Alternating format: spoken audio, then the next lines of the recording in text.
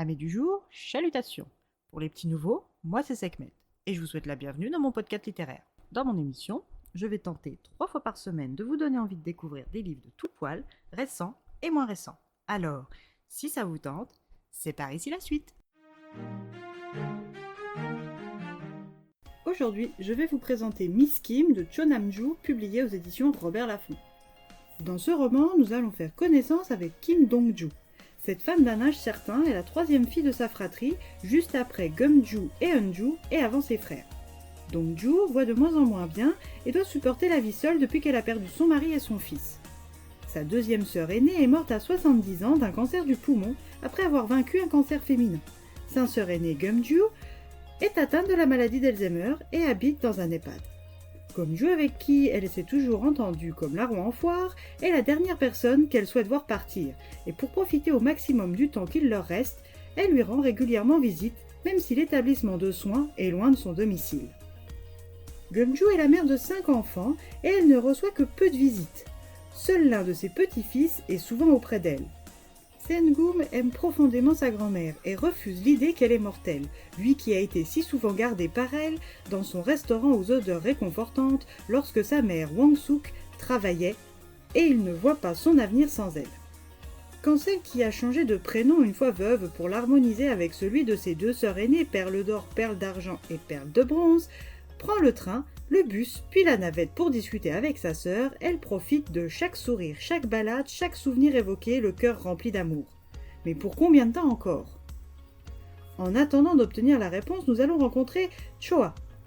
Cette jeune femme est devenue une autrice renommée et enchaîne les succès.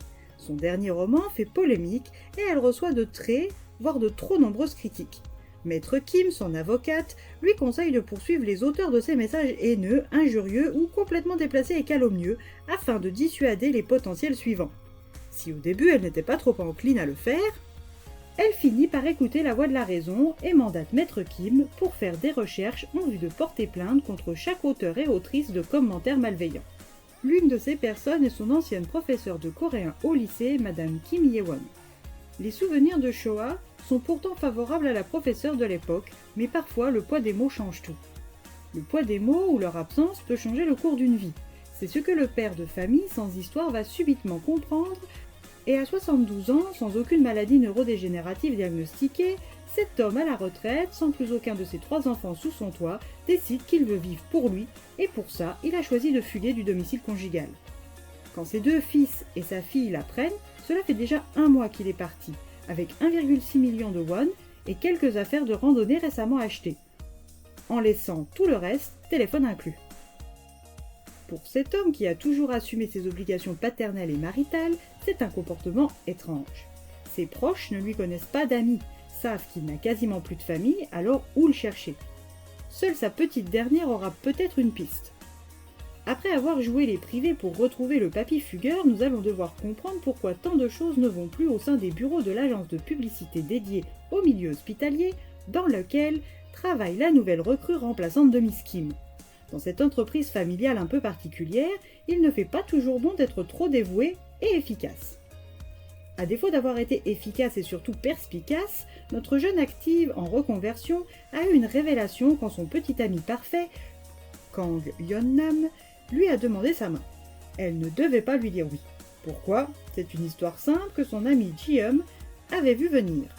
S'il eût été facile pour madame la proviseure adjointe Yong-yang de voir, gros comme un camion, les travers de monsieur Kang, elle n'a pas vu venir son envie subite de partir au Canada voir des aurores boréales.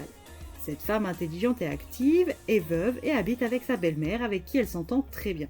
Avec sa fille Ji, c'est parfois un peu tendu, car celle-ci tient d'elle son ambition professionnelle.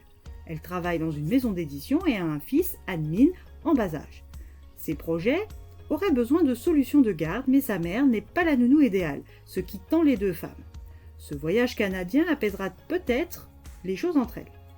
De l'apaisement, c'est ce dont Yeon-sang, Jua, Eun-bi, Seo, Sun-woo et leurs mères respectives auraient besoin aujourd'hui. Car avec le conseil de discipline pour harcèlement sexuel, l'ambiance au collège et dans les foyers est des plus explosives. Mais quand les uns crient au coup monté, les autres hurlent leur indignation filmée. La mère de Jua va tenter de démêler le vrai du faux. Si dans le collège de Jua et ses camarades, l'ambiance est sombre, pour Soyeon et Seungmin, l'heure est au badinage. Malheureusement pour eux, le début de leur idylle coïncide avec le début de la pandémie de Covid. Comment ces deux amis devenus un peu plus vont pouvoir sortir ensemble avec un confinement? À eux de le découvrir. Alors si vous avez envie de rencontrer ces 8 femmes d'âge et de milieux différents, allez vous procurer le nouveau titre de Cho Namju.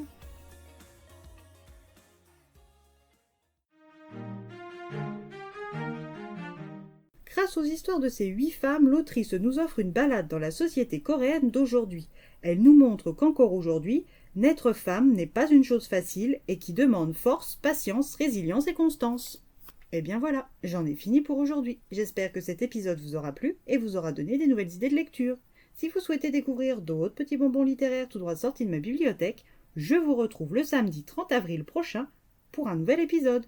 Et si d'ici là, je vous manque de trop, n'hésitez pas à me rejoindre sur mon compte Instagram, @leslecturesdesekhmet.